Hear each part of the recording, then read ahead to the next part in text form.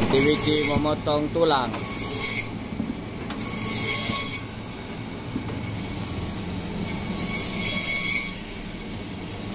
Ini orang profesional. Senyum kat sikit. Oh, tak sini cabut nah. Inilah kegiatan kami di belakang ya.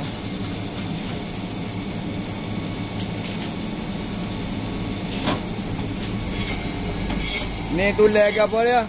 Bahasa Melayu panggil tulang rimau pendek ataupun dipanggil short tiger.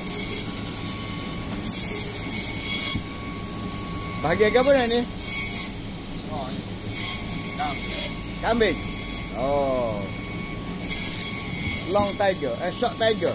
Short lion, short tiger, short lion. Singa pendek dalam bahasa Melayu.